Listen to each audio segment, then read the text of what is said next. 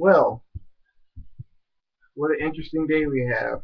I'm getting really sick and tired of this. So, regardless of what happens, regardless of what people say, I think this is probably like the last video I'm gonna make um, doing this because it is really tired. Nobody nobody gets it. The next something like that happens. Okay. All right. So let's go over some facts. Now, a lot of people think that my position, or and I understand a lot of black positions on the Zimmerman trial, is that George Zimmerman is a racist, which is not true. Never once did I ever say that George Zimmerman was a racist. Um, again, profiling is a police tool. Had a lot of people say that, well, if you're not for profiling, you're for criminals. Okay, people who say that need to do research on profiling and see who it affects and who it does not affect. Like you profile serial killers. Okay, how many serial killers has been profiled? You can profile drug dealers. You can profile gang members. You can profile all all that stuff. And then with profiling, I want you to look at the disproportionate amount of people who may be innocent that are of other that are of color in the prison for profit system who are underage.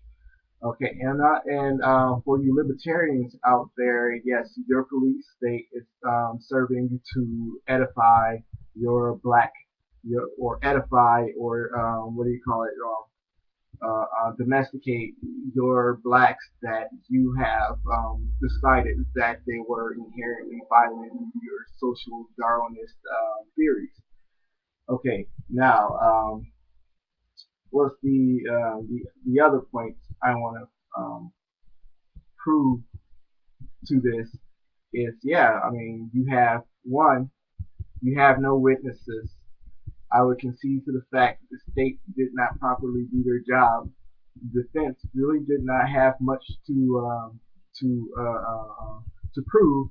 All they needed, since the burden of proof was on the state, was a couple of people to say, yeah, this is his name in the video, because, or this is George Zimmerman screaming out, because there's no possible way that it's not possible that Trayvon Martin could have known somebody in the neighborhood and wanted to ask for help.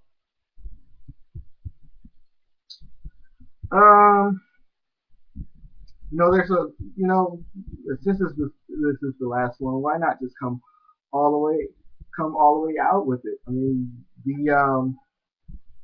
it's not that.